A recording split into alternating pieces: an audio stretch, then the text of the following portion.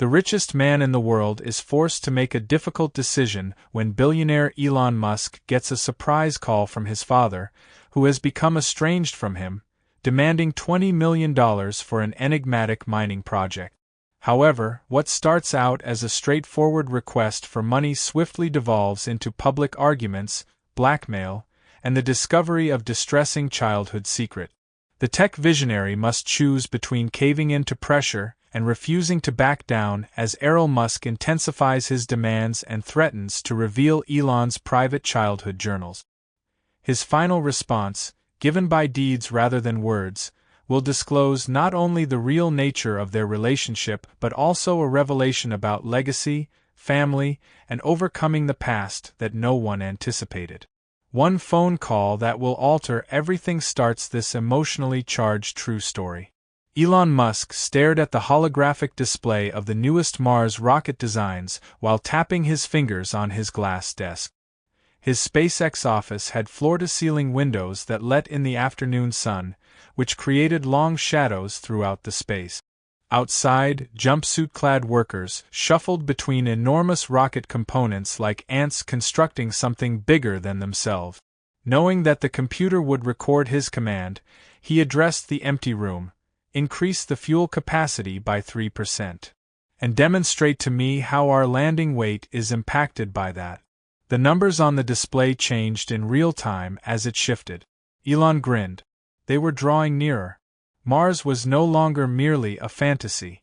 With real rockets and real dates, it was starting to take shape. His focus was disrupted by his phone buzzing. Elon scowled at the display. The international number is unknown. Jasmine usually answered his calls, but she was out to lunch.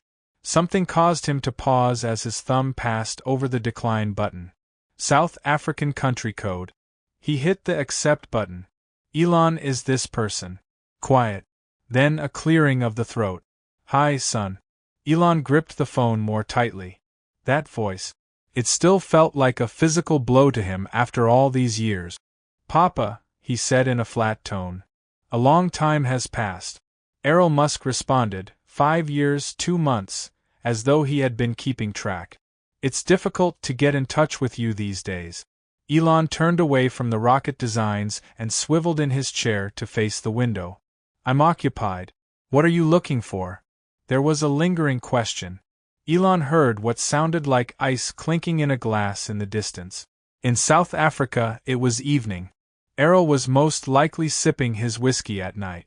Elon recalled the custom of his father lecturing him about his grades, aspirations, and shortcomings during dinners as a child. Can't a father just give his son a call? With the same derisive tone that used to pierce Elon's voice as a boy, Errol asked. That's not how this works, as we both know. Elon answered. He looked at his timepiece. In 10 minutes, I have a meeting. Too busy for family at all times. Errol let out a loud sigh. Then I won't waste your valuable time. I'm in need of cash. It was there. The true cause of Elon's laughter. However, it was devoid of humor. Money, he said again. I'm being called for money. Errol quickly explained that they were not spending money. Funds for investment. Elon, I've discovered something significant. Larger than your vehicles. Larger than your rockets, perhaps. Elon squeezed his nose bridge. How often had this been said to him? A recurring theme in Errol's early years had been his large opportunities. They occasionally paid off, boosting his father's pride. More often than not, they ended with loud accusations against everyone but himself and quiet failures. Elon said he was not interested. What it is, you haven't even heard. I don't have to. Elon got to his feet, his restless energy driving him to pace by the window. On the factory floor below, a huge rocket engine was being moved. Find another investor, whatever it is. Errol's voice became icy. I believed that family supported family. Do we really are that? Family? Elon paused his pacing as memories raced through his head. Tears shed in private, harsh words at the dinner table. He had just enough cash for a one-way ticket on the day he left South Africa. Families do not disband in difficult times. They don't undermine one another. They don't just call when they're in need. Errol said, "That's unfair." However, his voice lacked genuine conviction. Elon heard ice clinking once more over the phone, then the sound of liquid being poured. More booze. A few things remained constant. "What is the amount?" Elon asked abruptly. "We should start with 20 million, Errol said. Too soon. He was prepared with the number. For mining rights, that is. A rare mineral deposit has the potential to transform. Technology for batteries? Actually, it's right up your alley. Every survey is in my possession. Permits are simply awaiting." Elon interrupted him. "You haven't even." "No," I replied. Elon spoke firmly. "Father, I'm not your bank." A reminder of the distance between them was the formal title that hung in the air. Even as a child, Elon never referred to him as Dad. Dad was close and friendly. Father was right, but aloof. Similar to their partnership. "You're not thankful." Errol stopped himself. His tone grew softer, his strategy shifting. "Son, I am aware that your childhood wasn't without its challenges." I aired. "However, this is an opportunity to collaborate, to construct something together as father and son. You want that, don't you? Before it's too late, some sort of relationship?" Elon shut his eyes. He allowed himself to imagine it for a moment. Collaborating with his dad. Proving himself.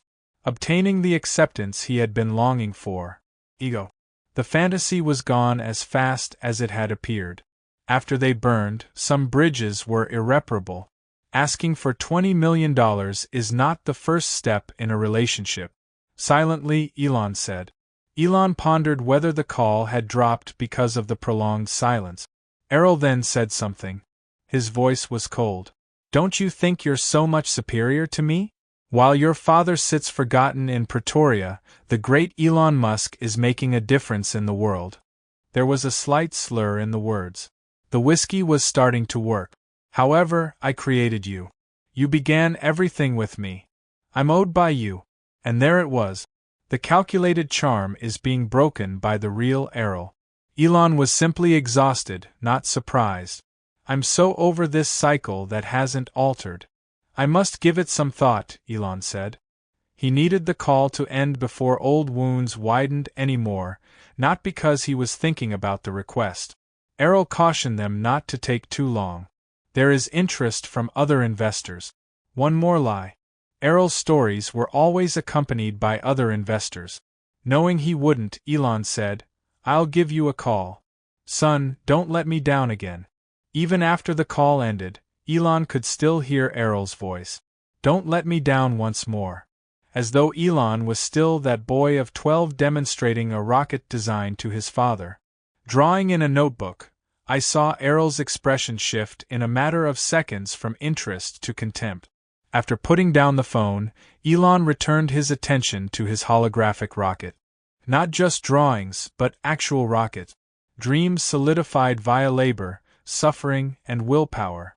Not because of his father, but in spite of him, he had created this reality. With coffee in hand, Jasmine entered the office as the door opened. She paused after glancing at his face. "What happened?" she said, putting the cups down. Elon gave a headshake. "Ghosts from South Africa, nothing major." Jasmine nodded, comprehending without further explanation. She had known him long enough to know that some things were kept under wrap. "As always," she said professionally, "the team is ready when you are. The review of the Mars landing sequence is still pending." Elon nodded, thankful to be back in the here and now. "I'll be right there, tell them." Elon glanced at his phone again as Jasmine walked out. The number could be blocked by him. He most likely ought to.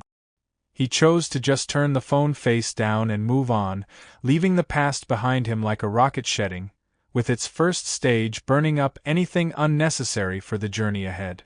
Not all calls were worth taking. Not all demands were worth fulfilling. There were ghosts who had to remain in their graves. Elon knew, however, that this particular ghost would not sleep easily as he made his way to the conference room. His dad didn't. Sleep wouldn't come that night. Elon was lying there looking at the ceiling in his simple bedroom. He could not stop hearing his father's voice. "I'm owed by you." 3 short words that brought him back to something he had been trying to forget for years. When he closed his eyes, he was instantly 10 years old once more. His mother's friend had given him the nickname Little Kofi, which somehow stuck in the neighborhood. Children in Pretoria, South Africa, sitting cross-legged on the floor of his bedroom. The large home featured tall windows and a swimming pool that made the kids in the neighborhood envious. It appeared to be the ideal place to grow up from the outside. But a home was not made up of walls and expensive furnishings. With a book about programming open next to him, young Kofi sat surrounded by computer components. For weeks, he had set aside his allowance to purchase the used items. His tongue stuck out in focus as his fingers meticulously connected wires. "Now what mess are you creating?" Out of the doorway came his father's loud voice. With his shadow extending across Kofi's project, Elon Musk stood tall. With hopeful eyes, Kofi looked up and said, "It's a computer. I am constructing it myself." Expensive shoes clicked on the hardwood floor as Errol entered the room. The circuit board Kofi had been working on for days was picked up by him. Without thinking, he turned it over and said, "This won't work. These are all incorrectly connected by you." According to the book, authors write books because they were unable to succeed themselves. Roughly, Errol put the circuit board down. "Your time is being wasted. Like other boys, you ought to be playing rugby outside." Without saying another word, he departed, leaving Kofi with parts that now appeared silly and childish. When everyone had gone to sleep that night, Kofi got up and continued working. His eyes were red from sleep deprivation when the sun rose, but the computer components were correctly put together. It was still not turning on. The connections were correct, but he still required a power source. He was aware that they were. Back in his bedroom in California, Elon opened his eyes. In comparison to other memories, that one was mild. His father hadn't called him a fool, at least not that day. Little mercies. The time on his alarm clock was 3:17 a.m. He sighed and stood up. There would be no sleep tonight. He opened his laptop, sat down at his desk, and padded barefoot to his home office. Nothing was a better diversion than work. Another memory, from when he was 12, came to the surface as the screen came to life. His mother, May Musk, was quickly switching between plates and silverware as she set the table for supper. She moved gracefully and energetically even after a long day of modeling jobs. "Is my article in the Science magazine visible to you?" Holding up the magazine in which his letter to the editor had been printed, young Kofi inquired. He had written about what lay ahead. Sources of energy. He was shocked to learn that it had been published. His mother smiled and took the magazine to read what he had to say. "That's wonderful, darling. One day you will make a difference in the world. I simply know it." Modify the world? Errol went into the dining room, laughing. He must first concentrate on practical skills. Bills won't be covered by those science fiction fantasies. Kofi argued that it isn't science fiction. Batteries are improving annually and solar energy is real. At the head of the table, Errol sat down. In 50 years, battery technology has hardly changed. I'm an engineer, believe me. We're redesigned to. Math test. Voices downstairs later that evening. Top step of the staircase and listened. Mother's voice was tight with rage as she said, "You can't keep crushing his spirit. For the real world. Not treated well. He's smart, you know that. Support him? He can have a spectacular failure? He understands his limits now. Only thing that limits his life," May said. A clatter of something striking the wall. Was Errol's fist, then his father's low, menacing voice. "Wise mining investments. Father suggested that they have fallen. Pardon me if I don't have time to indulge the boys' fantasies while our real world is collapsing because the house payment is late." Heart racing, Kofi slipped back to his room. His father's recent mood swings were due to financial difficulties. Things that night. Eventually earn enough money to support his mother and would never again rely on others for financial support. As an adult, Elon rubbed his eyes in his California office. Going back to the past was risky. Memories spilled out like water through a broken dam as soon as the door opened. He made an effort to concentrate on his work emails, but his mind kept going back to his 16th birthday. His father had brought him to the building site where his engineering firm was constructing a structure. Errol appeared almost pleased to have his son with him for once. Errol pointed to the steel beams rising into the U-shaped sky and remarked, "This is real engineering. Not space fantasies or computer games. You can touch steel, concrete, and physics." Kofi, who was now more commonly called Elon, nodded. "It's amazing," he said. To Elon's surprise, Errol said, "You might join the firm one day." It was the closest his father had ever given him to a future together. Learn everything there is to know about the company. Elon briefly experienced an odd warmth. Did father-son bonding feel like this? Then Errol went on. Naturally, you would begin at the bottom. No preferential treatment. It could be beneficial to you. Get rid of those ridiculous, out-of-control thoughts. The warmth was gone. Elon muttered, "I don't want to build office towers." Errol's expression grew stern. "No," he said mockingly, "you want to build spaceships. You luck in getting someone to compensate you for that bullshit." Evening, Elon completed applications to Canadian universities. Mother had relatives. Be infrequent because it was so far away. Essays, his hand shook a little, not out of fear, but out of resolve. Elon shut down his laptop at home in California. His office was bathed in golden light as the sun started to rise. Too many memories had been triggered by his father's call. Now he knew they would continue to come. He was not yet done with the past. Jasmine texted him, and his phone buzzed. 45-minute early meeting with Tesla engineers. In 30, the car will be ready. Elon quickly acknowledged via text message. As always, work would save him. As long as he continued to move forward, the past could pursue him but not capture him. Last memory that attempted to come the surface and went to the shower. Day he permanently left South Africa. Now, some ghosts were too painful to confront. Few hours later, Elon sat with engineers at Tesla headquarters in a conference room with glass walls, talking about ways to improve batteries. A part of his mind was still imprisoned, even though his body was there. That forbidden recollection from his last days in South Africa was nagging at the edge of his awareness. "Mr. Musk?"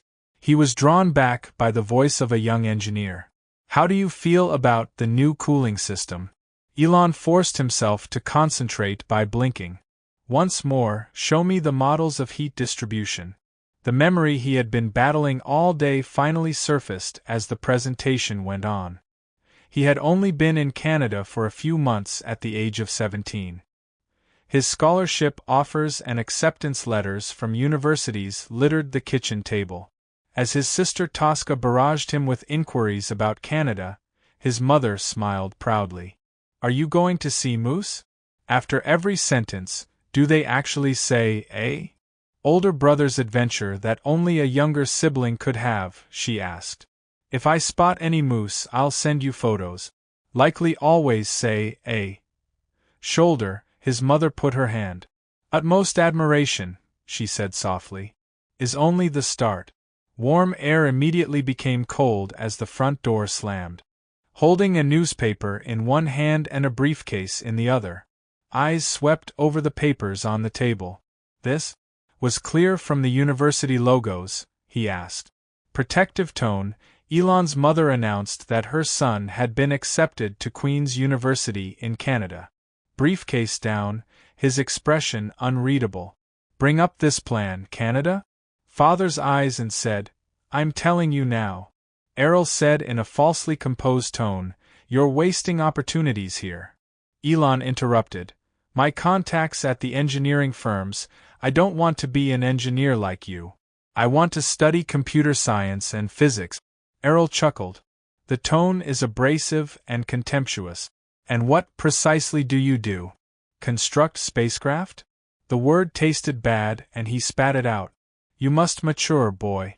I'm maturing, Elon declared as he stood up. That's the reason I'm going.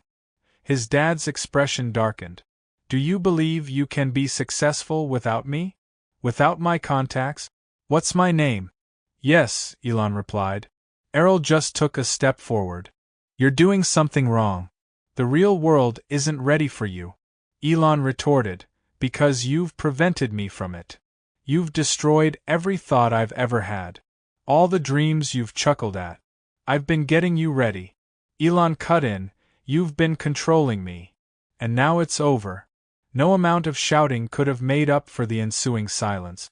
His sister and mother sat motionless. They were witnesses to the breaking point that had been building for years. Errol turned to leave the room after taking another look at the acceptance letters. Doorway. Without looking back, he said, Don't come crawling back when you fail, and you will fail. This family's men are self-sufficient. I understand, Elon said. What I'm doing is precisely that. As the Tesla meeting came to an end, the memory vanished.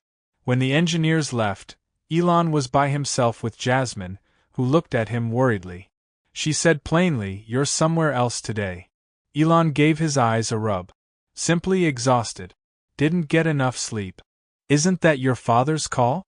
She inquired. Jasmine was too familiar with him. Would you like to discuss it? He stood up and said, There's nothing to talk about. Old history is best left in the past. When we try to bury history, it somehow manages to survive, she said. Elon nearly grinned. When did you become so idealistic? I've been employed by you for 8 years, she said. I've learned some things. Elon recalled his final day in South Africa as they made their way to the elevator. They had arrived at the airport with his mother and sister. His dad hadn't. He vowed to never again require his father's approval, assistance, or money as he boarded the plane with precisely $2,000 in his pocket, the maximum amount he was legally permitted to take out of the country. Father was now requesting money from him decades after he had amassed billions of dollars. Was aware of the irony. They entered the elevator. Jasmine announced, Your 3 o'clock meeting is cancelled. I leave the time open or reschedule. Well, keep it open. I have to call someone. Elon returned to his office, looked at his phone for a long moment, and then picked it up. Not to give his dad a call. They had already decided that. He dialed another number instead. Hi there? On the second ring, his mother's friendly voice answered. He said, Mom, feeling like the 17-year-old boy all of a sudden. Have you got time to chat? Something relaxed in Elon's chest as he started talking to the one parent who had always supported him. Although the past could not be altered, it might be confronted, one ghost at a time. May said over the phone, her voice echoing over thousands of miles, I've missed you. It seems like you're working too hard again. His mother was always aware. Both businesses have a lot going on. She said softly, There always is. But you didn't call for that reason, did you? Elon paused as he gazed at the SpaceX factory floor outside his office window. Yesterday, Dad gave me a call. He is looking for funding for a mining project. He could tell everything from the silence on the other end. His mother sighed at last. What is the amount? 20 million. Elon, oh. Errol's schemes were accompanied by decades of weariness in her voice. You told him what? That I should give it some thought. But you're not really thinking about it? Her voice was obviously worried. No, said Elon firmly. All I needed was the call. To conclude. Her voice was colored with relief. Excellent. You are aware of how these chances of his end up. Elon's thoughts strayed to his early years in Canada as they conversed. The recollection was clear. Working odd jobs while going to classes in his small apartment with a roommate. A single pizza was a luxury he could hardly afford back then. In order to conceal the money transfers from Errol, his mother had sent what little she could. Elon had sensed his father's shadow over him even then, thousands of miles away. Every time he fought, he thought of Errol's voice. Said so. A squeak. University of Pennsylvania, and put in even more effort. Classes and operated a nightclub out of his rented house to earn money when other students partied. Candle at both ends, according to a former roommate. His chair after bidding his mother farewell. Past flowed freely. Burst damn. Day he had founded Zip2, his first business. The YMCA, sleeping on a futon, and working from a tiny apartment. Been harsh in the beginning. All day I'm coding. Making a pitch to investors who didn't share his vision. Saving money by only eating one meal a day. Months into the business, he had received his father's first letter. Online business here. Written by Errol. Know in the tech industry might be interested. Make introductions for a nominal finder's fee. Ripped the letter to pieces. Father's contacts are necessary. Decide for himself whether he succeeded or failed. Million for his share of Zip2, which sold for over $300 million. Think about what to buy first. Never have to beg for money again was a relief. Then came more letters. That requests for loans or investment opportunities are mixed in with congratulations. None of them received a response. However, Elon had secretly sent his mother money to ensure her lifetime comfort. As Elon co-founded the company that would become PayPal, the trend persisted. More achievement. Additional correspondence from his dad. Elon took home enough cash from PayPal's sale to eBay to finance SpaceX and Tesla, his real ambitions. The real difficulties, however, started at that point. He almost went bankrupt running two groundbreaking businesses at the same time. The majority of people were unaware of how close he had been to the edge in 2008. Elon went to his office cabinet and took out a small box that he kept locked. One envelope bearing South African stamps was found inside. It had come in the midst of the worst days of 2008, when SpaceX had experienced 3 unsuccessful rocket launches and Tesla was losing money. Due to investments in businesses that experts predicted would fail, his personal fortune was all but gone. It was a brief letter. I've heard that things aren't going well, son. In order to support you during this difficult time, I'm prepared to make a loan offer. We could set it up as a share of your faltering businesses. Think of it as a father's hand before it's completely gone. Now even you have to acknowledge that electric cars and rockets were just pipe dreams. That night, Elon had nearly set fire to the letter. He had retained it as a reminder instead. He didn't need his father's money now, and he didn't want it back then either. He had reached his breaking point during those gloomy days. He recalled living on loans from friends, sleeping on the factory floor, working 20-hour days, and contributing his last dollars to payroll so his workers could provide for their families. However, he had made it through. In addition to surviving, he had turned both businesses into revolutionary ventures. SpaceX established a private company that could reach orbit, dock with the International Space Station, and land rockets for reuse, while Tesla transformed electric vehicles. He was startled out of his reverie by a knock on his office door. Jasmine came in holding a tablet. "Your father's interview is being questioned by the journalists," she said. Elon scowled. "Which interview?" She gave him the tablet with the South African news website on it. Errol was there, talking to a reporter while seated in what appeared to be a fancy restaurant. Jasmine clarified, "Your father claimed in an interview that he gave the initial funding for your first business. He's saying that you've lost sight of your origins and the people who made your success possible." Elon Musk's father read the headline. "His initial steps to success were financed by me." Then he laughed bitterly. The lie was almost impressive in its sheer audacity. On the contrary, Errol hadn't given him a dime. All of Elon's accomplishments were in spite of, not because of, his father. "Should I have a statement prepared by PR?" Jasmine inquired. Elon gave a headshake. "No. It would only receive more attention if you responded." Reluctantly, Jasmine added, "He also mentioned that he's working on a memoir about raising the world's richest man." Elon didn't want to acknowledge how much that hurt. His father was constructing a story in which he was portrayed as the driving force behind Elon's achievement. Despite being a complete fabrication, many people would still believe it. Elon returned the tablet and said, "Let him write anything he wants. Books written to boost someone's ego don't contain the truth." Elon turned back to the window as Jasmine walked away. Outside, the lights shone on a rocket being put together for the next trip to Mars. His father was selling a fantasy to reporters who were eager to cover the Musk family drama, but that was his reality. His mother texted him, and his phone buzzed. Saw the news about Errol's nonsense. The best form of retaliation is to live a good life. Elon grinned. As usual, she was correct. He had to stop letting the past harm him. He had been forged by the rejection and criticism that had once caused him such deep pain, and he was now strong enough to withstand failure, mockery, and bankruptcy.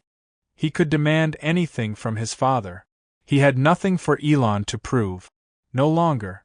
Elon got to SpaceX's headquarters early the following morning. There weren't many engineers working the night shift, so the facility was quiet. When they saw him, their weary faces brightened. Mr. Musk yelled at a young woman who was keeping an eye on test results in the morning. He surprised her by remembering her name and said, "Good morning, Zoe." Elon took care to get to know each person who worked on his rocket. These weren't merely workers. He had selected them as his family. Reed was already working in the testing bay when he arrived. Lead propulsion engineer Reed Carrington was a bright young man who joined SpaceX when everyone predicted it would fail. Engine grease was always on his hands, and he hardly ever left before midnight. Without taking his eyes off the engine part he was inspecting, Reed remarked, "You're here early." Crouching next to him, Elon said, "Could say the same about you. Last night, did you even go home?" Reed smiled. In the construction phase, home is overrated. Mars-bound rockets. This was the most important thing to Elon. Those who recognized that the mission was more than just a job. It was a vocation. Reed had rejected offers to work at SpaceX from Boeing and NASA because he believed in the idea when it was only a concept on paper. "We're having problems with the new cooling system," Reed said, gesturing to a valve. "However, I believe I have solved the problem." They talked about technical solutions together, using a physics and engineering language that few people would comprehend. As a child, Elon had yearned for this type of conversation. Courteous discussion of ideas free from criticism or derision. Maya Jiang showed up at about 8, bringing coffee for the three of them. As the Mars Missions project manager, Maya managed departmental coordination to keep the impossibly tight timeline somewhat feasible. As she distributed the cups, she remarked, "I thought I'd find you both here. I've adjusted the schedule to reflect the cooling system delays, and the team meeting is in 30 minutes. Maya left a high-profile role at JPL to join SpaceX 5 years ago. During her interview, she had told Elon that working somewhere else was like moving in slow motion. She had been immediately hired. "How is your grandfather doing?" Elon inquired. Maya's face grew softer. "Much better. The physicians are hopeful. I appreciate you asking. And for the experts you suggested." Elon gave a nod. 3 months ago, Maya's grandfather was diagnosed with a rare heart condition. Elon promptly put her in touch with leading cardiologists and made arrangements for the family to travel to the specialized hospital. Personally, not as a business expense. "It's family," he said plainly. Jasmine was waiting for them in the hallway, tablet in hand as usual, as they made their way to the conference room. She informed Elon that your brother had called. "Kimball says he would like to speak with you when you have time, but it's not urgent." Elon reminded himself to give Kimball a call later. Despite their geographical separation, he had maintained a close relationship with his brother and sister. Certain family ties were unbreakable. Each of the 30 team members who attended the morning meeting reported on their respective responsibilities. In contrast to many CEOs, Elon joined the group, asked questions, made suggestions, and occasionally drew diagrams to help him understand his points. Later, as people started to leave, Maya remained. "Is everything all right?" she inquired. "You appear preoccupied." Elon thought about deflecting but changed his mind. He was too familiar to these people. "My father reappeared," he said. "Money-hungry, as usual." With comprehension in her eyes, Maya nodded. "And the obnoxious parent is back." "I've been there." Elon's eyebrow went up. Maya didn't talk much about her private life. "When I came out, my parents disowned me," she said quietly. "Then, when they needed assistance with bills years later, they called. Families can be tough."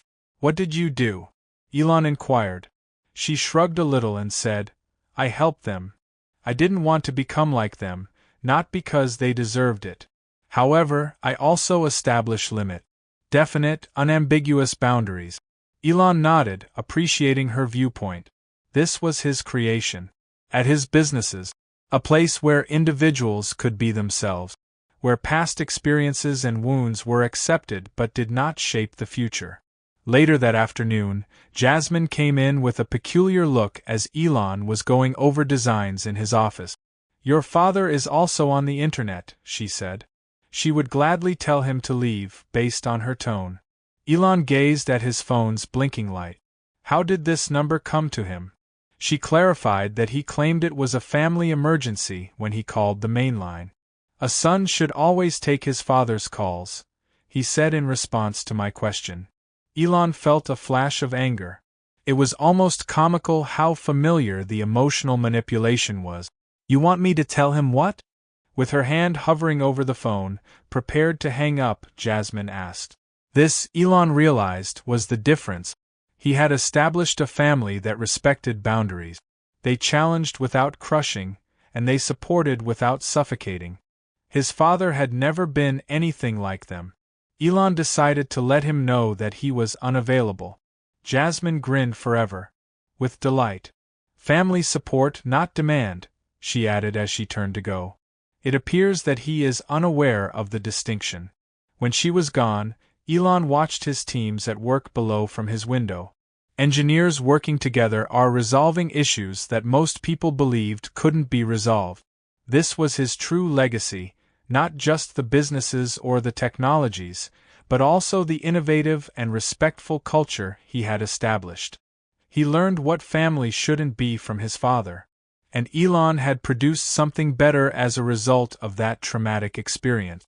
A family selected not by blood but by a common vision. Bound not by duty but by respect. He would always be haunted by some ghosts from the past, but they couldn't harm what he had created here.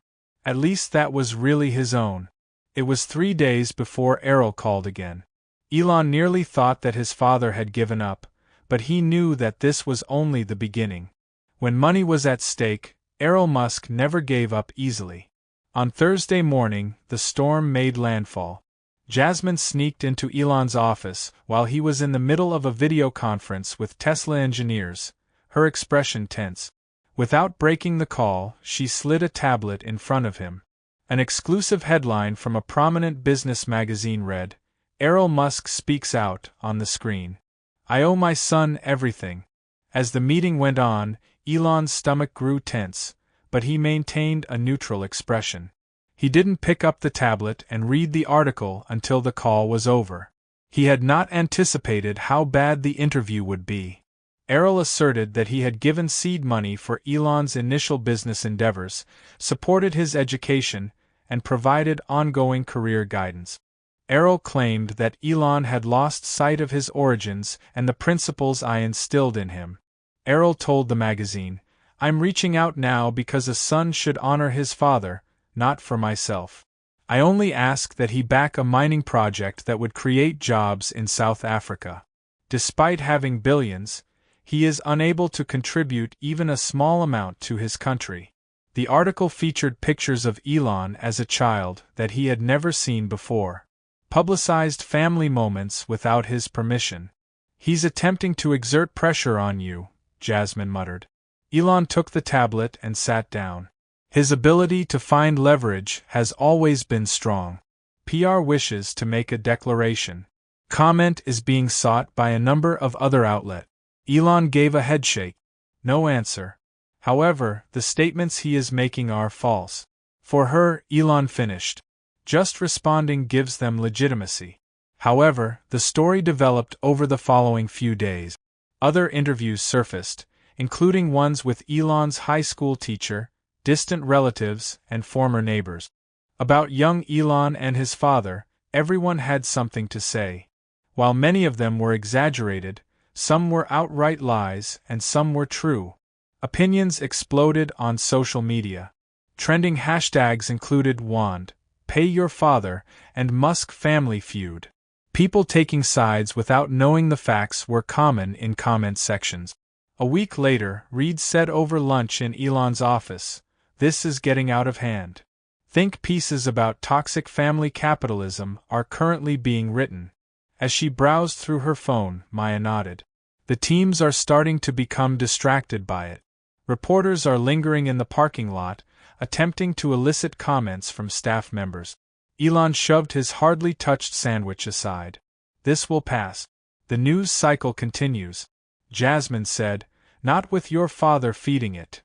You're punishing him for being too strict when you were a kid," he said in another interview this morning. Elon gave a hollow laugh. Tight? Is he now referring to it by that name? There was silence in the room. Elon didn't talk much about his early years, and his closest associates knew better than to inquire. Maya gently suggested, "Perhaps it's time to tell your side. For yourself, not for the general public." Later that night, Elon was seated across from a reporter from Tech Visionary magazine in a conference room. Although the reporter's first question was expected, the interview had been planned weeks earlier to talk about SpaceX's plans for Mars. "Lately, your father has been very outspoken." Elon cut in, "I'm here to talk about the Mars mission. Family is not important." The reporter apologized with a nod. "Naturally." Elon's voice level was high as he said, "But you must understand public interest, and I understand that people prefer gossip to scientific advancement.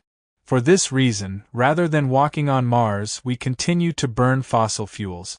A different strategy was tried by the reporter.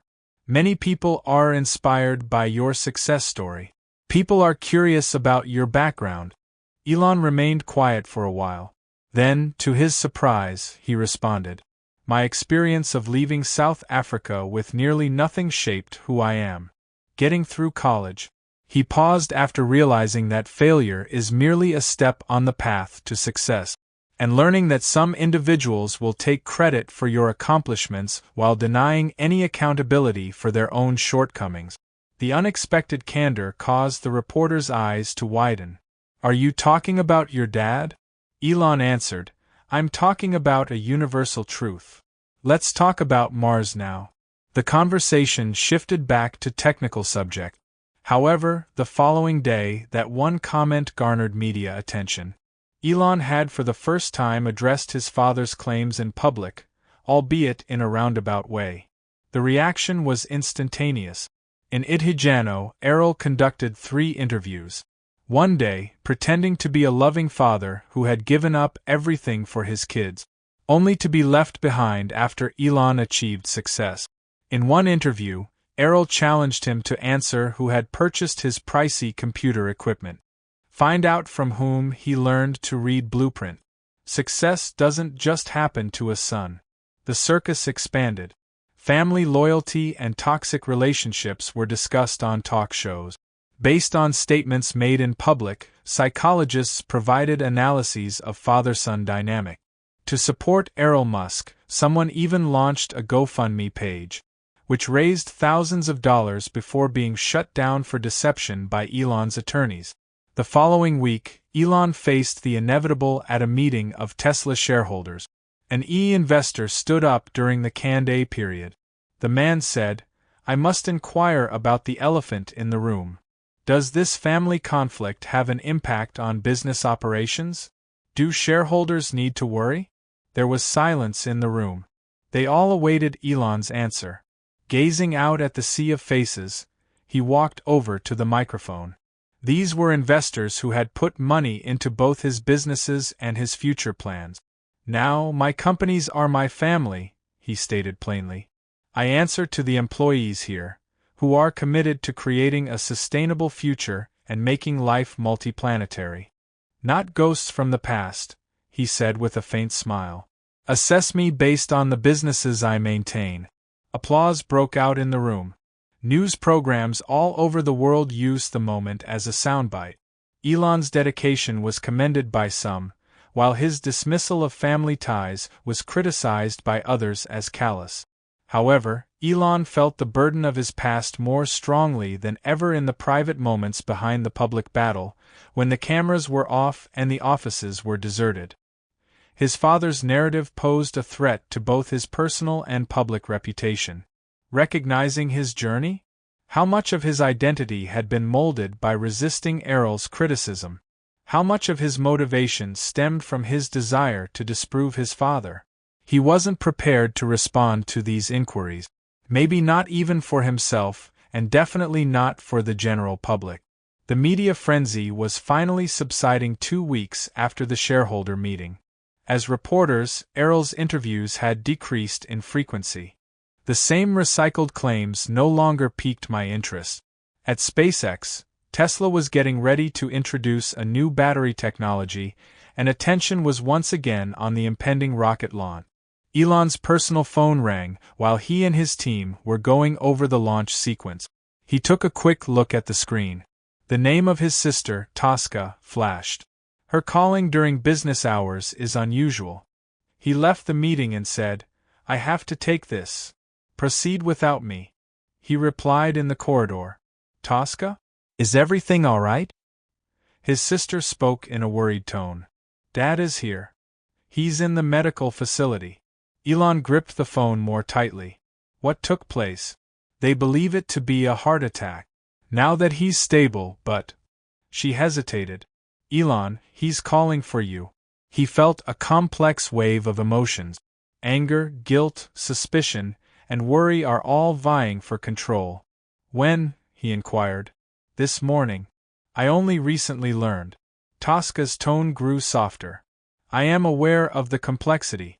He is still our father, though." Elon leaned against the wall and closed his eyes.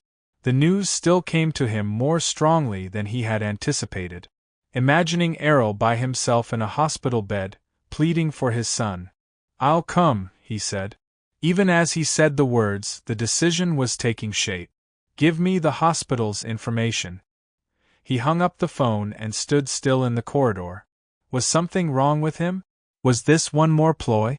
But if it wasn't, if his father was really that sick, would he be able to live alone? If he remained out of sight? He went back into the conference room.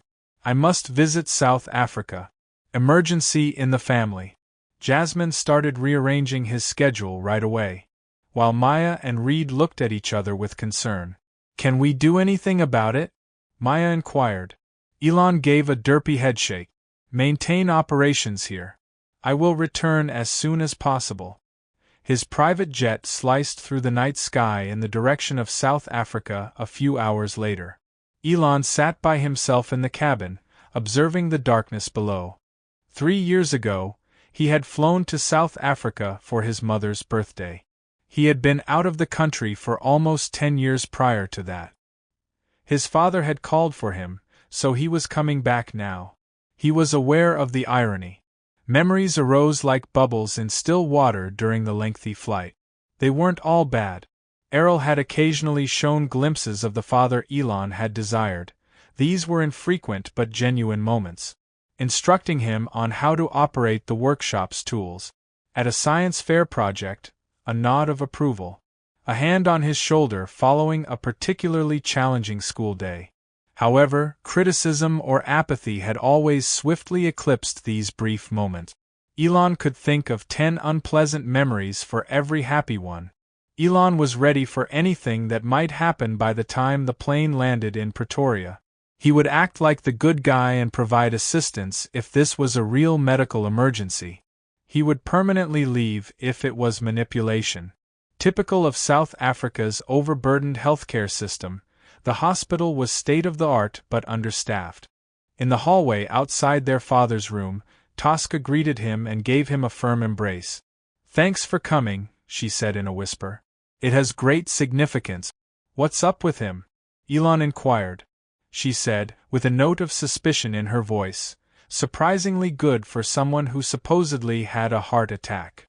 It was a cardiac event, but not a serious one, according to the doctors." Elon's brows lifted. "So there's no danger to him? Check it out for yourself." Tosca shoved the door open.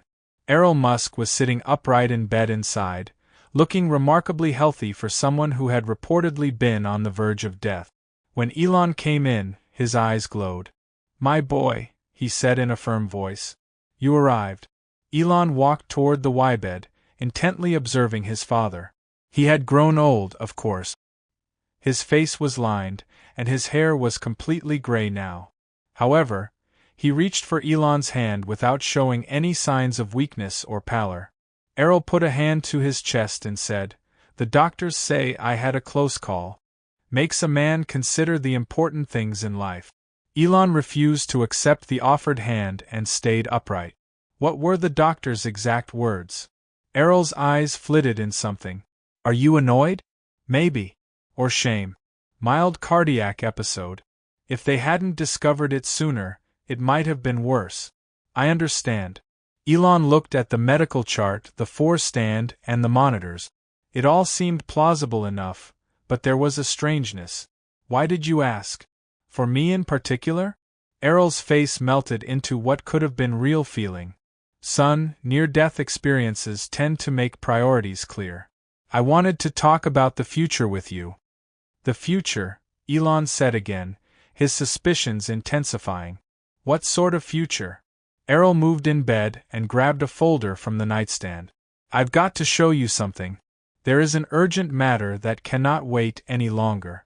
Elon's heart fell when his father opened the folder and saw mining reports and geological surveys. His intuition had been correct.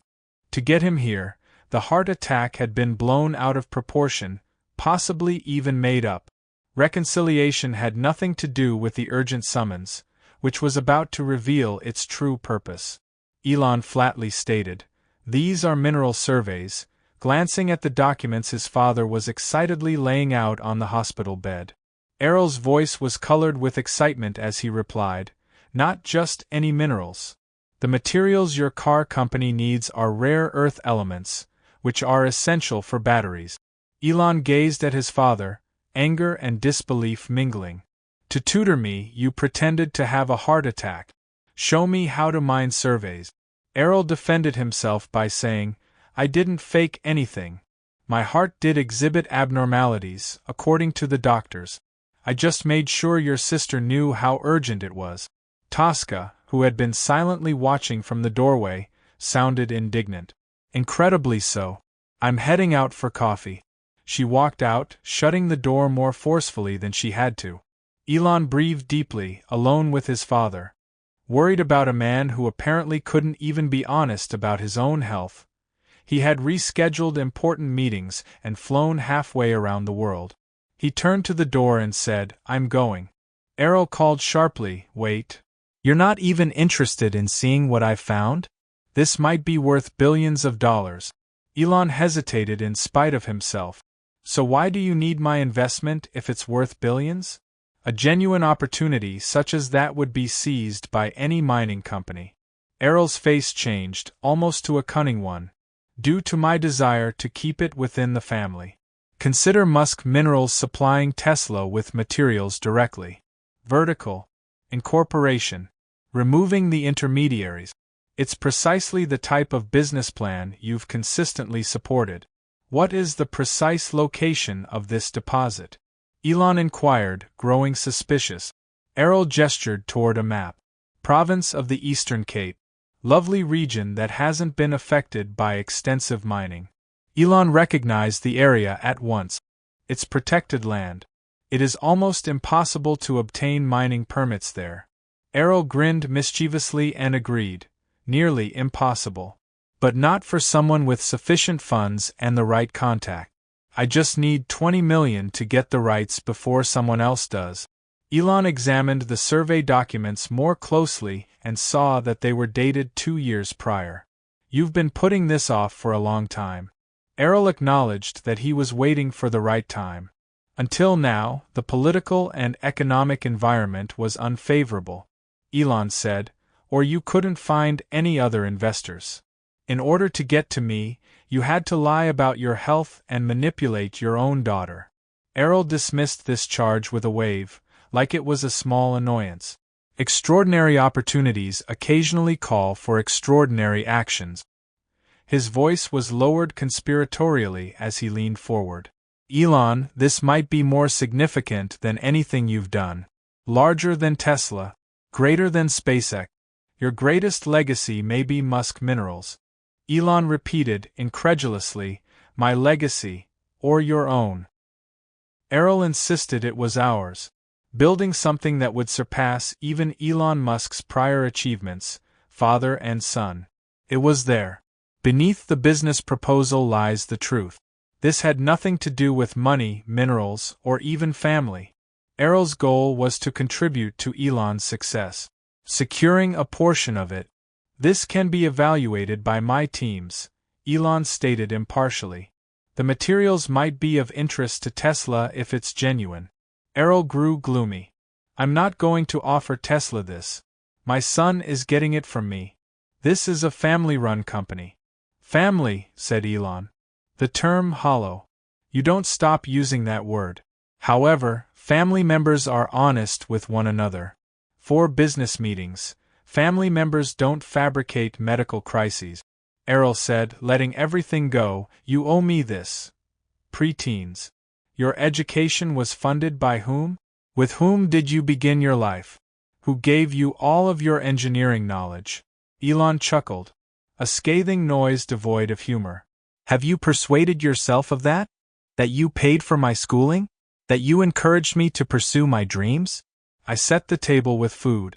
I maintained a roof. Your head, Errol shot back. What I gave you was the beginning of everything you became. What you gave was a masterclass in what not to do, Elon said slowly. How not to handle others. How to not be a dad. Between them, silence descended, laden with decades of unspoken animosity. Errol's eyes narrowed in calculation, and his face finally changed. He whispered, I still have all your childhood journals. Your early rocket designs, that is. Your manifesto for changing the world as a teenager.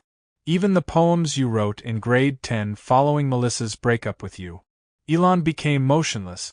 What do you say?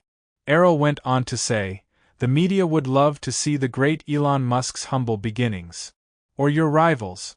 Blue Origin would probably be interested in those early rocket designs. And those teenage digressions about wealth and capitalism? Redistributing. I remember that it was very different from your current positions. Between them, naked and unsightly, hung the threat. Elon's voice was flat as he said, you would sell my childhood memories to the highest bidder. I'd rather not, Errol answered. My preference is for us to become partners. However, a man needs to use his bargaining power. A nurse walked past the hospital room. Equipment beeped. Ignorant of the bitter struggle taking place within, life went on. 20 million, Errol said again. A little cash outlay for you. An opportunity to protect your privacy and possibly develop a deep relationship with your father before it's too late. The man in the hospital bed caught Elon's attention. Not a weak, elderly father attempting to make amends. However, a manipulator is making a final attempt to gain fame and fortune. I'll give it some thought, Elon said. It was the same answer he'd given over the phone. This conversation would come to an end if there was no response. Errol cautioned them not to take too long. After all these years, these journals are pretty brittle. What could possibly happen to them? Elon paused with his hand on the door handle and turned toward it. For the record, Dad, I genuinely hoped you were seriously ill. Since that would imply that you referred to me as your son. Not as an ATM of your own. Without waiting for an answer, he walked out, quietly shutting the door behind him. Tosca waited with 2 coffee cups in the hallway. That awful? Observing his face, she inquired. Worse, Elon said, accepting the coffee that was offered. Tosca sighed. Now he's trying to blackmail me. I apologize for calling you. I genuinely believed. Elon told her it wasn't her fault. You believed that our father was near death. Family is what any normal person would call it. Elon's phone buzzed with messages as they made their way to the hospital exit. From SpaceX and Tesla. His attention is being demanded by the real world. But he couldn't take his eyes off what had just transpired. On the diaries his father had preserved for so long. Seemingly as possible weapons rather than for sentimental reasons. He was no longer simply haunted by the past. His future was being actively threatened by it. 3 days later, Elon called an unusual meeting back in California. At his house, not at SpaceX or Tesla. There were only 3 invited. Maya, Reed, and Jasmine. Above all, he trusted the inner circle. They assembled in his living room, a sparsely furnished and seldom used area. When there were rockets to construct and cars to refine, Elon didn't think time should be wasted decorating. He started pacing instead of sitting, saying, "Thank you for coming. This room contains what I'm going to reveal." The 3 looked at each other. This was a serious matter. Elon said bluntly, "My father is trying to blackmail me. For a mining project in South Africa, he is seeking $20 million. He says he will expose my childhood journals to competitors and the media if I don't invest." "That's disgusting," said Reed at once. "Your own dad?" "Technically," Elon said, grinning grimly. Jasmine was taking notes already. Legal review options for cease and desist orders and perhaps an injunction against the publication of private materials should be available. Additionally, Maya said, have our PR team get ready for any fallout. In the event that anything leaks, we can create counter-messaging. Elon observed as they immediately went into problem-solving mode. A well-maintained machine safeguarding the businesses. Although they had all contributed to the construction, their reaction wasn't what he had anticipated. He cut them off with, "I didn't call you here for a legal strategy. For that, I could hire the company's attorneys. I trust your judgment, which is why I called you here. As friends, not as workers." The room fell silent. Elon didn't take friendship lightly. "What's in these journals, really?" Reed inquired. "Is he bluffing, or are they actually hurting?" Finally, Elon sat down, his enthusiasm waning. Mostly teenage rocket designs. A few philosophical digressions regarding the future of humanity. It's personal, but nothing scandalous. Things that shouldn't be dragged across headlines should not be seen. "All these years, he kept your journals," Maya said. "Actually, that's a little depressing." "Sad?" Elon asked. "Retain your child's memories as possible leverage rather than out of affection." Maya gave a headshake. "I have some experience with controlling parents. Remember how mine disowned me when I came out?" Elon said, "You mentioned it once. You never gave specifics." Maya glanced at the others, who gave her a supportive nod. "I came out as gay to my parents at the age of 22. They told me to either change or get out. I went out. They acted as though I didn't exist for 6 years." She hesitated. "My father then required costly heart surgery. I felt like family all of a sudden." "What did you do?" Elon inquired. "I covered the cost of the surgery," she said. "I didn't want to become like them, not because they deserved it. Those who use dollar signs to gauge relationship." As her words took hold, the room fell silent. "However, I also established limits," Maya added. "I told them that if they respected who I am, I would provide financial assistance. It was my terms, not theirs, that they had to meet." Reed bent over. "My father was unique, intrusive, and well-intentioned. He desired for me to work for the family construction company. He said I was wasting my life when I decided to pursue aerospace engineering instead." Elon said, "That sounds familiar. Guess who called me first when SpaceX made that historic landing last year?" Reed grinned. "Disproving them is sometimes the best form of retaliation." More powerful than any journal entry is success. Jasmine, who didn't usually divulge personal information, raised her voice. These journals truly demonstrate your brilliance from an early age. Elon, you shouldn't feel guilty about your story. Perhaps the world should get to know Elon Musk as more than just the billionaire. Elon gave her a startled look. Do you think I should give them up to him? She said. I think your fear of exposure is what gives him power. What if that authority were taken away? Long into the night, the four of them discussed strategies as individuals who understood the intricacies of family, success, and the cost of privacy, rather than as CEOs and employees. Elon had made up his mind by midnight. When he called the meeting, it wasn't what he had anticipated. It had nothing to do with public relations tactics or legal wrangling. It was about reclaiming his own story, which was far more fundamental. Elon experienced an odd sense of calm as his friends departed. In addition to revolutionizing the auto industry and building rockets, he had plans to colonize Mars. But for some reason, overcoming the ghosts of his early years seemed more difficult than any of those difficulties. However, he was spared those for the first time. Just ghosts. His chosen family, those who stood by him out of genuine friendship and respect rather than duty or self-interest, had shown him a different way to go. He had learned what manipulation looked like from his father. For example, his friends had taught him the true meaning of support. And that was the decisive factor. Elon made two crucial calls the next morning. The first was to his lawyers, asking them to look into his father's mining business in detail but in private. In the second, Tosca was asked to hold off on responding to their father until he had more details. You're genuinely investigating it? Startled, she inquired. I assumed you would simply say no. Believe me, Elon said. I refuse to give him the cash. However, I'd like to know exactly what he's attempting to entice me into. A small group of legal researchers, mining specialists, and environmental specialists came together in a matter of hours. Elon had shown him copies of the permit applications and geological surveys his father had shown him. It was time to distinguish reality from fiction. 3 days later, Reed brought a bulky folder into Elon's SpaceX office. He put the folder on Elon's desk and said, "You're not going to like this."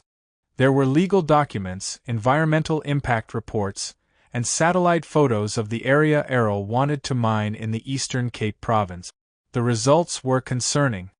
The land is located on a critical watershed, to put it mildly, Reed said, referring to a map. It is the source of water for 3 villages downstream. Prior mining applications were turned down due to the possibility of contamination. Elon scowled. So it isn't really feasible? Oh, Reed said, there are rare earth minerals there. There is accuracy in the geological surveys. However, removing them would probably contaminate the groundwater for many generations.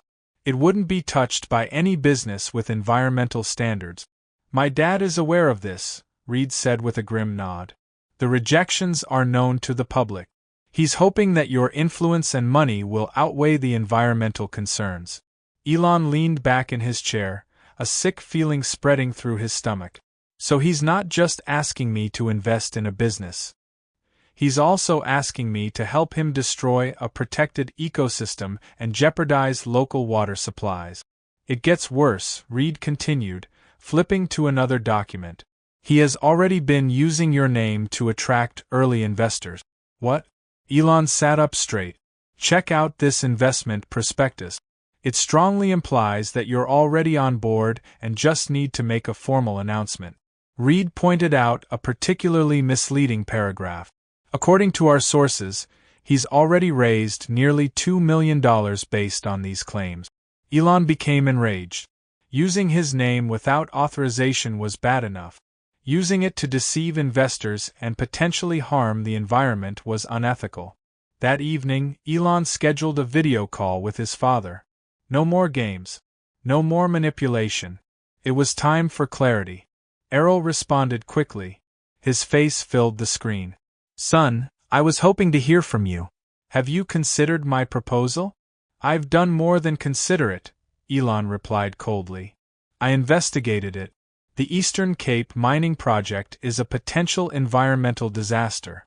The watershed supports 3 villages, and any mining would contaminate their water supply. Errol's expression did not change. These concerns can be addressed through proper engineering. That's why I need your help. Your companies possess the technology to mine cleanly. Elon argued that no technology on Earth could make that site safe for mining, which you already know because your applications have been rejected several times for the same reason. Bureaucratic barriers. Errol waved dismissively. Nothing that cannot be overcome with the proper influence. Elon clarified my influence. You want me to use my name to push for an environmentally damaging project that has already been rejected as unsafe. I want us to seize an opportunity that others are too short-sighted to see. Errol has corrected. Progress has always existed. Cost. And I know something else, Elon added. He ignored his father's justifications. You've already used my name to raise money, claiming to be involved when I am not. For the first time, Errol appeared uneasy. I may have mentioned your future participation to pique your interest. That's fraud, Elon stated unequivocally. Errol responded, that's business. You, of all people, should understand how to generate buzz around a project. Don't compare what I do to this, Elon said sharply. I build companies that advance humanity. You are attempting to make a personal fortune by destroying protected land. Errol's face darkened. You owe me this. Who has paid for your education? Who gave you the start? The same tired claims are repeated as a mantra. But this time, Elon was prepared. No one gave me anything, he said calmly. I worked through college. I started my businesses from nothing. And now you're attempting to profit from my efforts by using emotional manipulation and blackmail. Strong words from a son to his father, Errol said, his voice dangerously low. Elon countered with accurate words. The answer is no, not 20 million. Not $20. I will not be a part of this. Errol's mask of reasonableness fell off completely. Perhaps the world should see those journals. I'm curious what your shareholders would think of your teenage views on capitalism. Or how would your rocket competitors react to those early designs? Elon did not flinch. Do what you need to do. However, understand this. If you publish private material taken from me without my permission, I will sue you for everything you own. And if you continue to use my name to raise money fraudulently, I will make sure the authorities are aware of what you are doing. They stared at each other through the screen, 2 obstinate men at a standstill. You've changed, Errol finally admitted. The boy I raised would have appreciated family loyalty. Elon replied, the boy you raised learned to recognize manipulation, and to oppose it regardless of where it comes from. After hanging up the phone, Elon sat in silence, processing the confrontation. He had finally said what he'd wanted to say for decades. It felt simultaneously liberating and exhausting. His phone vibrated with a text from Maya. How did it go? Elon typed back. I said no clearly and definitively. Her response arrived quickly. I am proud of you. It could not have been easy. And it had not been. Despite everything, including the manipulation and lies, confronting his father had taken its toll. Because somewhere beneath the rage and disappointment was a small boy who once craved his father's approval. That boy was still present, but he no longer had control. Elon, who had been shaped by struggle, failure, and, eventually, success on his own terms, knew exactly where the line was. His father drew battle lines. Now Elon would have to get ready for whatever came next. The next few days were spent in tense silence. Errol has stopped calling and leaving messages. But Elon knew better than to assume the situation was resolved. His father didn't give up so easily, especially when money was involved. Late Friday evening, Elon was alone in his minimalist home. The large space felt empty, echoing with his footsteps as he moved from room to room, too agitated to work and too tense to sleep. In his home office, He noticed a yee cardboard box tucked in the corner of his closet. Over the years, he had carried it from apartment to apartment and house to house, rarely opening it but never discarding it. He called it Mom's box. His mother had saved some childhood mementos for him. On impulse, he took it out and placed it on the floor. Inside were report cards, school projects, photos, and other mementos from his childhood. He hadn't looked through it in years, partly because work always seemed to take precedence, and partly because he rarely visited the past. But tonight, with his father's claims about paying for his education and getting him started, Elon felt drawn to these remnants of his past, which were still ringing in his ears. Near the bottom of the box, he discovered an unfamiliar folder. Financial records, including college tuition receipts, bank transfers, and loan documents, were found inside. His mother must have included them in case he needed them someday. As Elon spread the papers out on the floor, a very different picture of his past began to emerge. Errol had not made the tuition payments for his Canadian education, as he had previously assumed. They originated from his mother's separate account. She was still earning money from modeling jobs as she approached 50. Working far longer than most in that youth-centric industry. Bank statements revealed regular transfers to Elon's student. Accounts are always from May, never from Errol. There were even loan documents under his mother's name. She had borrowed against her retirement to support him during his early college years. She never told me, Elon whispered into the empty room. Digging deeper, he discovered letters from his mother to various business contacts. She approached people she knew from her modeling and nutrition careers, inviting them to meet with her son, who had brilliant ideas for internet businesses. Errol claimed credit for the introductions, but they actually came through May's network. The evidence was undeniable. The story Elon had told his entire life, that his difficult father had at least financially supported his education and early career, was false. Errol had contributed little beyond the basic costs of raising a son.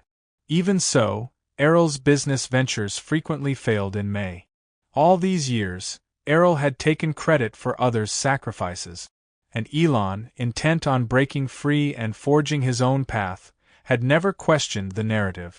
Sitting surrounded by evidence of his mother's love and his father's deception, Elon felt a strange mix of pain and relief. Pain from having accepted his father's version of events for so long. He felt relieved to finally see the full picture of his childhood. He called his mother despite the late hour. Elon? Is everything okay? Her voice was warm and concerned. I found the box, he stated simply. Financial records. Send letters to your business contacts. A pause. Oh, those. Why didn't you let me know it was you? Why did you let me believe it was him for all these years? His mother exhaled. What good could it have done? You had already dealt with so much from your father. I didn't want to add to your burden by turning you completely against him. But he claimed credit, Elon said, his voice rising in anger. He still says he gave me my start. And that bothers him more than me, she replied with age-old wisdom. He resents your success because he knows he had nothing to do with it. That is adequate punishment. They talked for nearly an hour, filling in the gaps in Elon's knowledge of his own past. How his mother worked multiple jobs while giving the impression that Errol was supporting the family. How she fostered business relationships that would later benefit Elon, while Errol claimed those connections as his own. After hanging up, Elon returned to the jumbled papers on his floor. They shared a story of quiet sacrifice and unwavering support. Everything a parent should be, Errol was not. He carefully collected the documents, which were no longer just pieces of paper but valuable evidence of the truth. These would serve as his shield against the lies in the battle that his father had initiated. His phone vibrated with a text from Jasmine. News alert. Your father gave another interview, claiming you had abandoned family loyalty. Want me to send you the link? Not tonight, Elon responded. Tonight was about processing a different story. The true story of his past, not the one his father had created. Tomorrow would be soon enough to face any new challenges Errol threw his way. Elon now had a clear understanding of the foundation upon which his success was built. Not his father's money or connections, but his mother's sacrifice and his own determination to make something meaningful despite, rather than because of, Elon Musk. The truth, as they say, set him free. Morning light filtered through the windows as Elon sat at his desk. He opened a blank document on his computer. He had stared at it for more than an hour, occasionally typing a few sentences before deleting them and starting over. How do you express a lifetime of complex emotions in words? How do you describe a childhood that was both privileged and painful? Most importantly, how do you reclaim your own story after someone else has attempted to rewrite it? These were the questions Elon struggled with as he tried to put his experiences into words. Not for the public, at least not yet, but for himself, and eventually for his father. Errol had escalated his media campaign over the last week, giving 3 more interviews in which he portrayed himself as a supportive father whose ungrateful son had forgotten his root. In each, he hinted at future revelations that would reveal the real Elon Musk. The blackmail threat grew larger by the day, but Elon remained unusually calm. The discoveries in his mother's box had fundamentally altered his perspective on the past.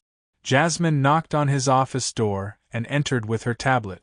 "Your father's publisher had called," she said. "He is reportedly writing a memoir titled Raising a Visionary, the untold story of Elon Musk's journey." Elon could not help but laugh. "Of course he is. They would like to know if you want to contribute or review any sections before they are published." Her tone made it clear what she thought about the idea. "No, thank you," Elon responded. "But I appreciate them asking." After Jasmine left, Elon went back to his document.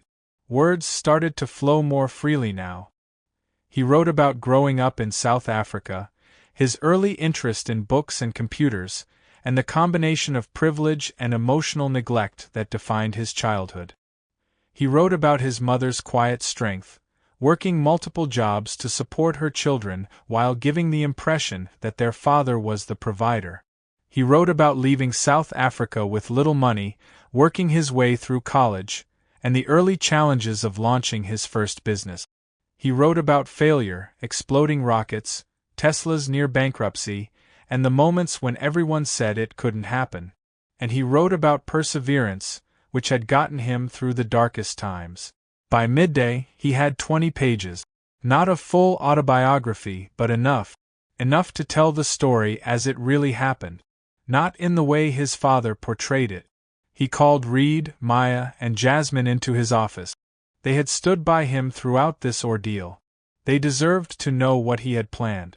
"I've made my decision," he explained. They were handing out printed copies of what he had written. "I will not be blackmailed, and I will not allow my father to control my story any longer." They read in silence, occasionally looking up at him in surprise or understanding as they came across details from his life that he had never shared before. Maya finally admitted, "This is powerful. But are you certain you want to release something so personal?" Elon clarified that this was not intended for the general public. "Just for my father." Reed looked perplexed. "I do not understand. Are you giving him your autobiography?" "I am telling him the truth," Elon explained. He also showed them the letter he wrote to accompany the pages. "Dad, publish whatever you want from my childhood journals. I am no longer afraid of my own story." The enclosed pages describe what actually occurred, not the fiction you created. "I will not invest in your mining operation, not because of our personal history, but because the project is environmentally unsound. That is purely a business decision. Whatever you believe I owe you, consider it paid in full by this truth. You taught me the exact type of man I never wanted to be." Elon's silence faded as his team digested his plan. "A bold move." Reed finally spoke. "Are you ready for him to actually publish your journals?" "Yes," Elon answered with certainty. "They are simply the writings of a child with big dreams. Some of those dreams I've fulfilled, while others I'm still working on. There is nothing in those pages that I am ashamed of. So what about his memoir? Jasmine asked practically. He could still publish his account of events. Let him, Elon shrugged. People are intelligent enough to recognize self-serving fiction. They talked about the possible outcomes, legal options if necessary, and PR strategies if things got messy. But beneath all the practical planning was a sense that something fundamental had changed. Elon was no longer responding to his father's movements. He was charting. He sets his own course. Later that afternoon, he had the package sent to South Africa via private courier. His autobiography and letter would arrive at his father's desk by tomorrow morning. That evening, Elon drove alone to the SpaceX facility. The massive hangar was quiet, with only a few engineers staying late. He walked along the rocket preparing for the next launch, running his hand over the smooth metal. This was his true legacy. Not the childhood journals that his father kept, not the media portrayal of his personal life. But there are tangible results to his vision and hard work. Rockets reach for the stars. Cars that did not pollute the environment. Solar energy makes electricity cleaner. And thousands of people are working together to create a better future. His father would never understand that. Errol saw wealth as something to be accumulated and displayed. For Elon, it was a tool for solving important problems. His phone vibrated with a text from his mother. Just checking in. You okay? Better than okay, he said. I finally spoke the truth. All of it. She texted back, proud of you. Always. Have been. Those 4 words had greater significance than any headline or stock price. Elon returned to work with renewed vigor the following morning. There was a Mars mission to plan. A new battery design to be perfected. And there are 100 other projects that require his attention. For the first time in weeks, he wasn't preoccupied by his father's threat. When Jasmine arrived late at his office, he noticed her hesitation. What is it? He inquired, bracing himself. Did he release anything? No, she replied. The package was delivered as scheduled, but there has been no response. There are no new interviews. No statements. Nothing. Elon nodded, slightly surprised. Silence was not his father's typical strategy. Perhaps he is reading what you wrote, Jasmine suggested. Maybe it got him thinking. Perhaps, Elon agreed. He had his doubts, however. Most likely, Errol was plotting his next move. Trying to find a key, a new angle of attack. But whatever happened next, Elon was prepared. He'd reclaimed his own narrative. He had faced the past squarely and placed it in its proper context. Behind him, not overshadowing his future. The journals no longer held power over him. Neither did his father's requests or approval. For the first time in his life, Elon was free of the shadows that had followed him from South Africa. He returned to the rocket designs on his desk. The future was waiting, and he had work to do. Errol remained silent for 3 weeks. Life at SpaceX and Tesla continued at their usual frantic pace. Rocket launches, battery innovations, and the countless daily challenges of running a revolutionary company. The media frenzy surrounding the Musk family drama subsided as other news dominated public attention. No childhood journals were leaked to the media. No more interviews. Errol appeared to be claiming credit for his son's success. The silence was unexpected. Almost unsettling. Elon had prepared for battle. Not quiet. During their morning briefing, Jasmine suggested that he may be regrouping. Alternatively, consult with a lawyer. Or perhaps he actually read what you wrote, Maya speculated optimistically. People can surprise you. Sometimes Elon wasn't convinced. In his experience, people rarely change. Especially not someone as stubborn as Elon Musk. Still, the unexpected pause allowed him to refocus on what was important. His companies, his vision, his future. On a bright Thursday morning, Elon was watching a new rocket engine test when Jasmine approached with a tablet. She handed him a live streaming video from Pretoria. Your father scheduled a press conference. Elon's stomach tightened. So, this was it. The counterattack. He motioned for the engineers to continue without him and then stepped away to watch the Ichi stream with Jasmine. Reed and Maya joined them shortly afterwards, a united front, ready to take on whatever came their way. The screen displayed a small conference room in Pretoria. Local reporters occupied the chairs, with notebooks and cameras at the ready. Errol approached the podium. Elon noticed that she looked older than he remembered from their hospital room confrontation. His father straightened his tie, cleared his throat, and started speaking. Errol thanked everyone for coming today, his South African accent sounding familiar but distant to Elon's ears. I've scheduled this press conference to make an important announcement about the Eastern Cape mining project. Elon braced himself. Would his father publicly demand the investment? Threaten to reveal private information? Make additional claims about their relationship? Errol moved forward after careful consideration and consultation with environmental experts. I've decided to donate the mining rights to the Eastern Cape Conservation Trust, ensuring that this land is never developed. Elon blinked with surprise. This was not what he expected. Errol acknowledged the value of the rare minerals found there. However, the environmental costs of extraction would be prohibitively high. The watershed needs to be protected for future generations. He spoke in a sincere tone, which Elon rarely associated with his father. The reporters appeared equally surprised, with their questions centered on this unexpected environmental stance.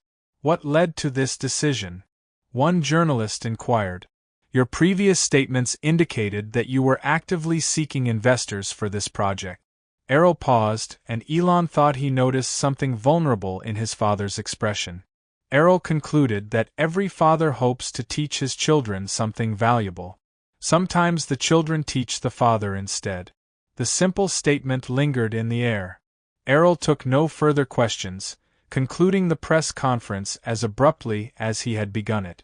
The SpaceX team stood silently, processing what they had just witnessed.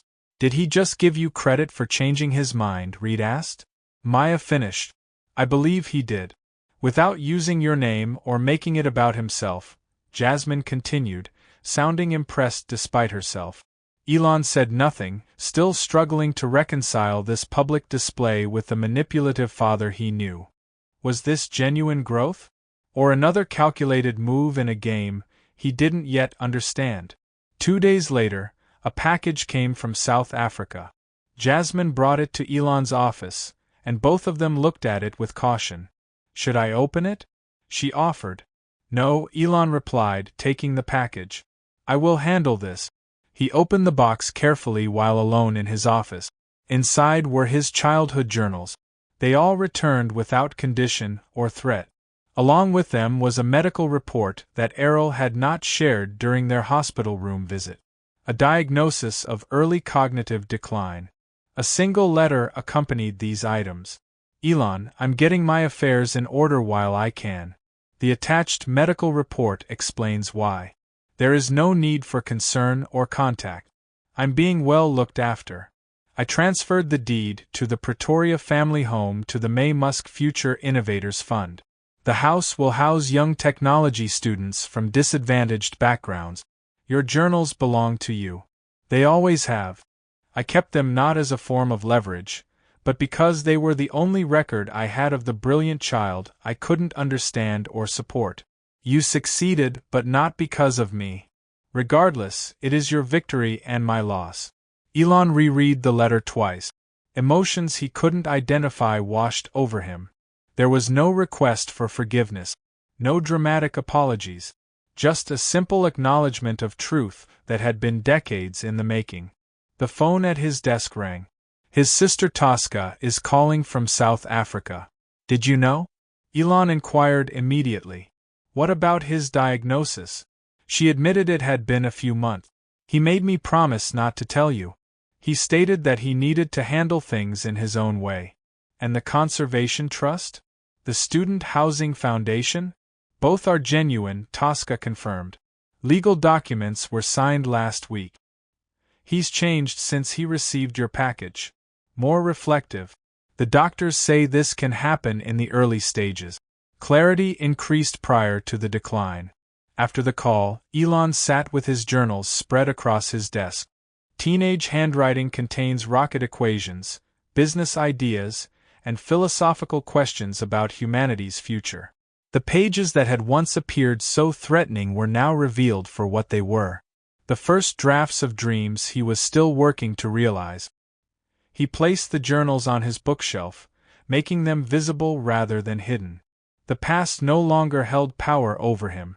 It was simply part of his story, neither defining nor limiting him. When Jasmine came to remind him of his upcoming meeting, she noticed the journals on display. "Are you keeping them out?" she asked. "They're just old notebooks," Elon said with a small smile. "There's nothing to hide anymore." "Will you reply to your father?" she asked cautiously. Elon pondered the question as he gazed out the window at the Mars rocket being assembled. He finally admitted that some conversations are too late for word. But it is never too late to create a better future. And, after all, that had always been his genuine response to his father. Not words, but action. Instead of looking back, focus on moving forward. Creating a future his childhood self could only imagine in those journal pages, which now rest peacefully on his shelf.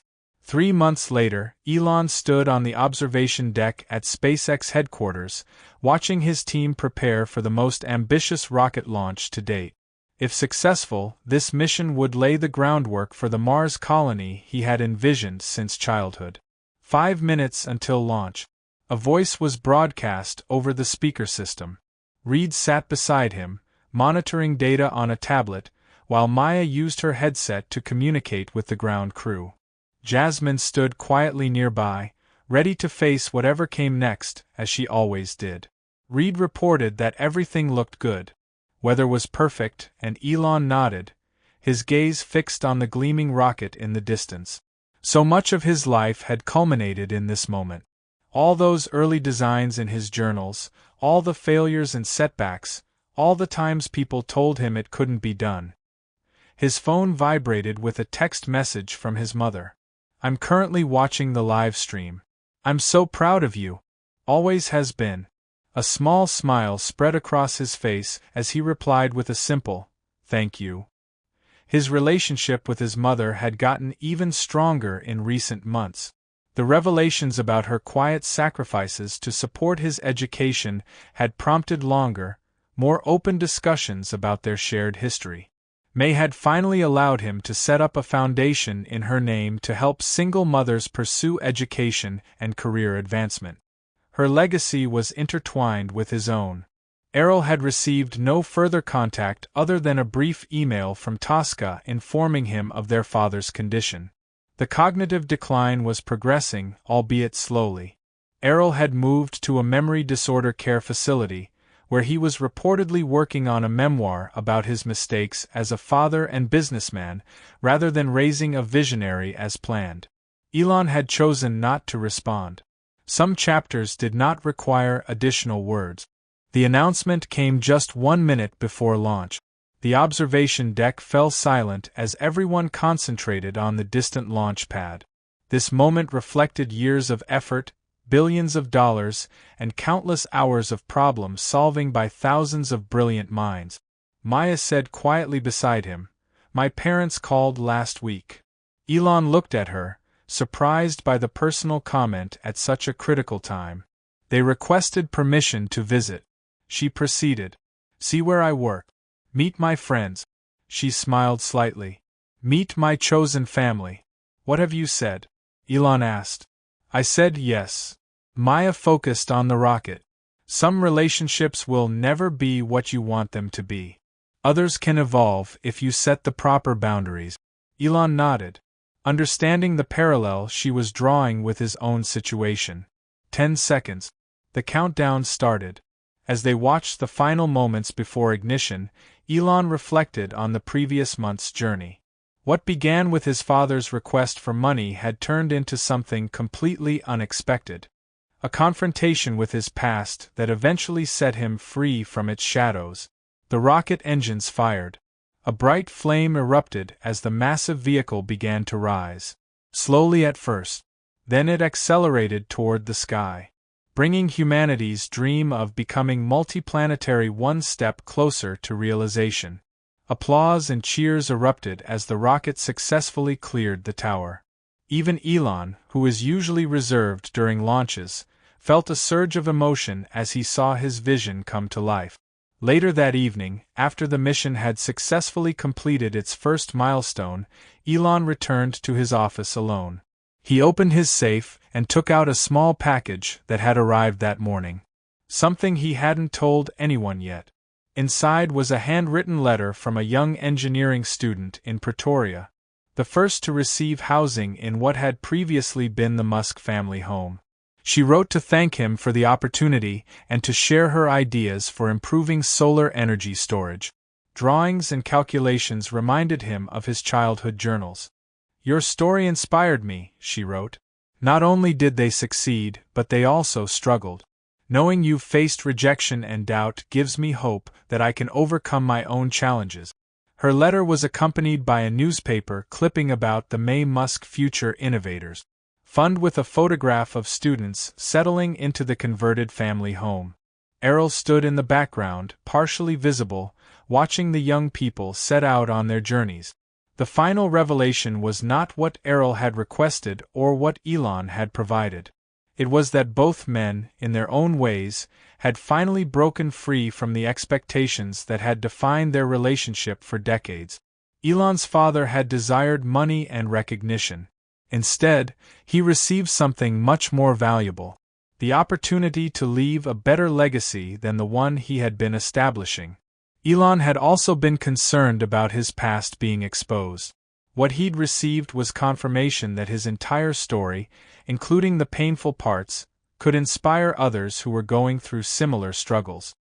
He framed the letter alongside a photograph of his mother and siblings. His chosen family at SpaceX and Tesla had supported him when he needed it the most. His birth family, however complicated, had shaped him in ways he was still discovering. As he looked out the window at the stars his rockets were reaching for, Elon realized the most important truth of all. No success. There is no amount of money. No revolutionary technology can alter the past. However, the past did not need to be changed. Rather, it could be accepted, learned from, and, in some cases, set free. The demand that prompted this journey had resulted in an unexpected gift. Not reconciliation. Some relationships could not be completely repaired. However, there could be something more valuable: perspective. The boy who had filled those journals with dreams of space travel was now the man making them a reality. The father who had previously dismissed those dreams was now assisting other young dreamers in determining their path. Peace was found somewhere between the pain of the past and the promise of the future. Not perfect, not complete, but real. That was the most important revelation. Thank you for listening. We hope you enjoyed our emotional journey through Elon Musk's complicated relationship with his father. Where are you listening from? We would love to know. Please leave your location in the comments below. If you enjoyed this story, please like it and subscribe to our channel for more interesting content like this. We publish new stories every week that will captivate, inspire, and occasionally surprise you. Don't forget to share this video with friends and family who might enjoy it. Sharing these stories raises awareness about complex family relationships and the importance of establishing healthy boundaries. Until next time, thank you for listening.